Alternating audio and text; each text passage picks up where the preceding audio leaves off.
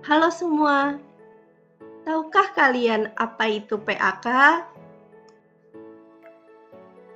Penyakit akibat kerja atau PAK adalah penyakit yang disebabkan oleh pekerjaan dan/atau lingkungan kerja. Penyakit ini umumnya timbul setelah paparan durasi dalam jangka waktu yang lama setelah terpajan bahaya potensial. Terdapat 4 jenis penyakit akibat kerja. Pertama, penyakit yang disebabkan pajanan faktor yang timbul dari aktivitas pekerjaan, diantaranya faktor kimia meliputi 39 jenis faktor kimia, kemudian faktor fisika yang meliputi 7 jenis faktor fisika.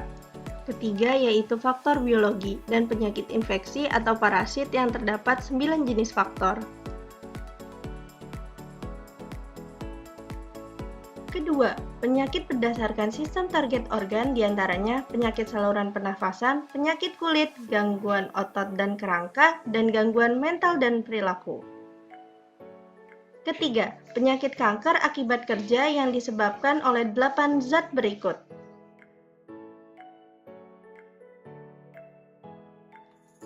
Terakhir, penyakit spesifik lainnya, di mana penyakit tersebut ada hubungan langsung antara paparan dengan penyakit yang dialami oleh pekerja, yang dibuktikan secara ilmiah. Contohnya, penyakit nistagmus pada penambang.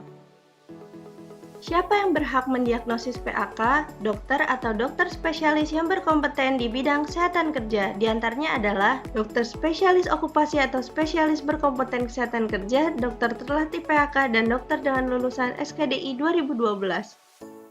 Penegakan diagnosis PAK dilakukan menggunakan 7 langkah diagnosis, diantaranya 1. Penegakan diagnosis klinis dengan anamnesa, pemeriksaan fisik, dan penunjang atau khusus apabila diperlukan.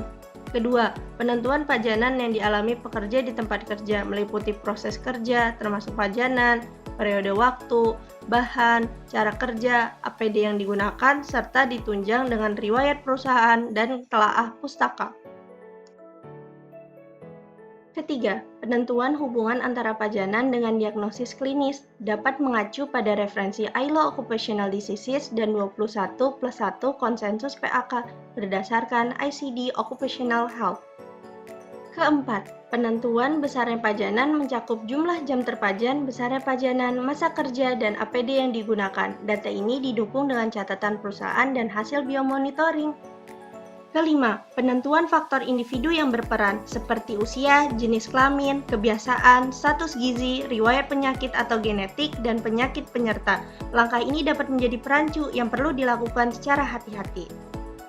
Keenam, penentuan faktor lain di luar tempat kerja, seperti lingkungan rumah yang terdapat pajanan yang sama dengan tempat kerja, atau melakukan kegiatan dengan pajanan yang sama. Ketujuh, selanjutnya adalah penentuan diagnosis PAK dengan kategori penetapan, yaitu penyakit akibat kerja yang spesifik pada jenis pekerjaan tertentu dan dugaan penyakit akibat kerja, dengan perbedaan masing-masing kategori sebagai berikut.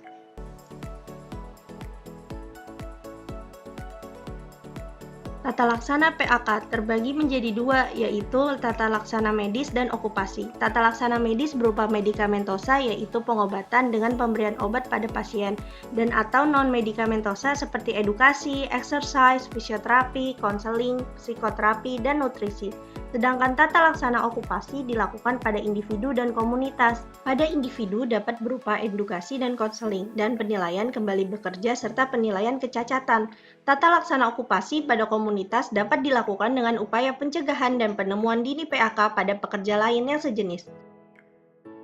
Alur rujukan PAK dimulai dari pekerja datang ke FKTP untuk dilakukan diagnosis klinis terhadap penyakitnya.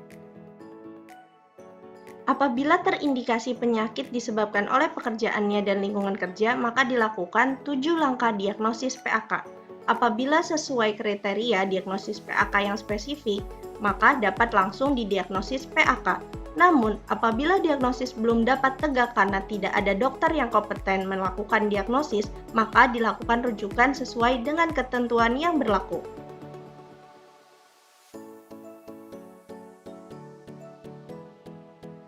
Surveillance PAK. Setiap dokter yang melayani kasus PAK wajib melakukan pencatatan status medis dalam rekam medis. Pelaporan dilakukan secara berjenjang dari mulai FKTP dan FKTL kepada Dinas Kesehatan Kabupaten Kota.